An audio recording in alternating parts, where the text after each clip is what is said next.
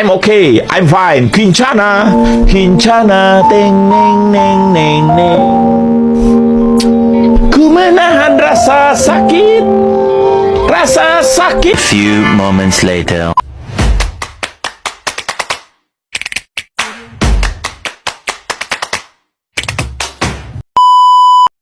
Assalamualaikum warahmatullahi wabarakatuh. Nama saya Zidane Ahmad Fauzi dari kelas 2L. Sistem pemerintahan demokrasi liberal. Sistem pemerintahan dalam bidang politik yang dianut pada masa demokrasi parlementer atau yang dikenal juga dengan sebutan demokrasi liberal adalah sistem kabinet parlementer. Sistem pemerintahan tersebut berlandaskan pada UUDS 1950, Undang-Undang Dasar Sementara Republik Indonesia tahun 1950. Sistem pemerintahan ini menetapkan bahwa kabinet-kabinet atau para menteri bertanggung jawab pada parlemen. Setiap kabinet parlementer juga menerapkan sistem pemungutan suara atau voting yang digunakan dalam pemilihan umum, mosi, dan demonstrasi sebagai bentuk rakyat dalam mengapresiasikan hal untuk ikut serta dalam berpolitik. Selain itu, adanya sistem multipartai pada masa ini menyebabkan terciptanya golongan mayoritas dan minoritas dalam masyarakat, serta adanya sistem mementingkan kepentingan golongan partai politik masing-masing daripada kepentingan bersama. Sistem pemerintahan dalam bidang politik yang dianut pada masa demokrasi liberal adalah sistem kabinet presidensial.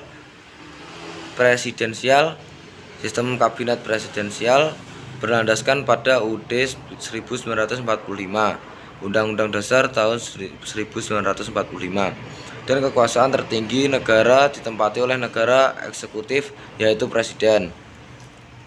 Sistem demokrasi ini menganut paham kerakyatan yang dipimpin oleh hikmat kebijaksanaan dalam pemusatan perwakilan. Paham tersebut berintikan musyawarah untuk mufakat secara gotong royong antara semua kekuatan nasional dan revolusioner dengan prinsip Nasakom, nasionalisme, agama, dan komunisme. Nasakom telah menyatukan kekuatan-kekuatan politik yang terus bersaing sejak masa demokrasi parlementer, sehingga mulai tercipta sikap saling gotong royong antara sesama anggota partai politik. Perkembangan politik masa demokrasi liberal di Indonesia. Periode 1949 sampai 1959 merupakan masa berkiprahnya partai-partai politik pada pemerintahan Indonesia. Pada masa ini terjadi pergantian kabinet, partai-partai politik terkuat mengambil alih kekuasaan. Ada dua partai terkuat pada masa itu adalah PNI dan Masyumi. Silih berganti memimpin kabinet.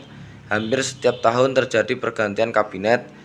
Masa pemerintahan kabinet tidak ada yang berumur panjang, sehingga masing-masing kabinet yang berkuasa tidak melaksanakan seluruh programnya. Keadaan ini menimbulkan ketidakstabilan dalam bidang politik, ekonomi, sosial, dan keamanan. Kabinet-kabinet yang pernah berkuasa setelah penyerahan kedaulatan dari tangan Belanda.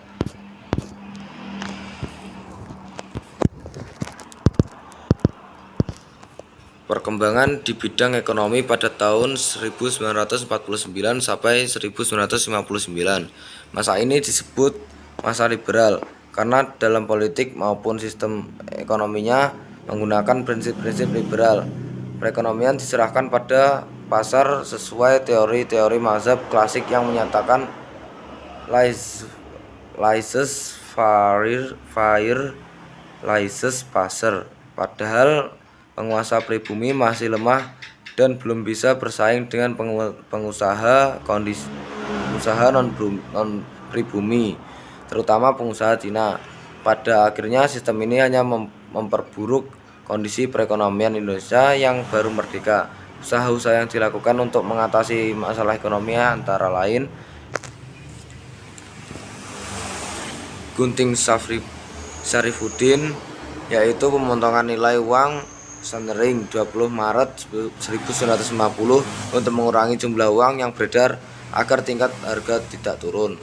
Program Banteng Kabinet Natsir, yaitu upaya menumbuhkan wiraswastawan pribumi dan mendorong impor nasional agar bisa bersaing dengan pengusaha impor asing dengan membatasi impor barang tertentu dan membatasi lisensi impornya hanya pada importir pribumi serta memberikan kredit pada pengusaha-pengusaha pribumi agar intinya dapat berpartisipasi dalam perkembangan ekonomi nasional. Namun usaha ini gagal karena sifat pengusaha pribumi yang cenderung konsumtif dan tak bisa bersaing dengan pengusaha non pribumi. 3. Nasionalisme di Javas Bank menjadi Bank Indonesia pada 15 Desember 1951 lewat UU nomor 24 tahun 1951 dengan fungsi sebagai bank sentral dan bank sirkulasi. Akhir dari demokrasi liberal. Berakhirnya demokrasi liberal ditandai dengan dikeluarkan Dekret Presiden 5 Juli 1959, kegagalan konstituante menetapkan UUD membawa Indonesia ke tepi jurang kehancuran. Keadaan negara yang telah meronggong sejumlah pemberontakan menjadi bertambah gawat. Atas dasar pertimbangan menyelamatkan negara dari bahaya, Presiden Soekarno terpaksa melakukan tindakan inkonstitusional. Tindakan Presiden tersebut hanya pengeluaran dekret yang dikenal dengan Dekret Presiden 5 Juli 1959.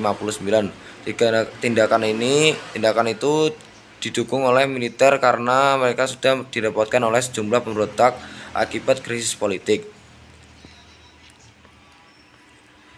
Lebih lanjut, Dekret Presiden 5 Juli dikeluarkan dengan berbagai pertimbangan, diantaranya 1. Anjuran kembali UUD 1945 tidak memperoleh keputusan dari konstituante. Konstituante tidak mungkin lagi menyelesaikan tugasnya karena sebagian besar anggotanya telah menolak menghadiri sidang. Kesimpulan, berdasarkan hasil pembahasan di atas, maka dapat diambil kesimpulan bahwa sistem pemerintahan dalam bidang politik yang dianut pada masa demokrasi parlementer atau yang dikenal juga dengan sebutan demokrasi liberal adalah sistem kabinet parlementer. Sistem pemerintahan tersebut berlandaskan pada UUDS 1950, Undang-Undang Dasar atau Undang-Undang Dasar Sementara Republik Indonesia tahun 1950. 2. Sistem pemerintah ini menetapkan bahwa kabinet atau para menteri bertanggung jawab kepada parlemen.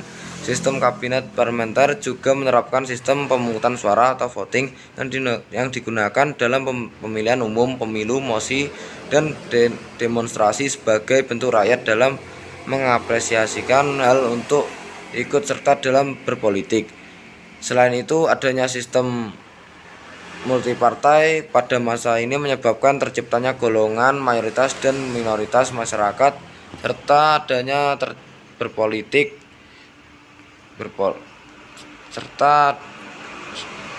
serta dalam berpolitik. Selain itu tercipta kepentingan golongan partai politik masing-masing daripada kepentingan bersama.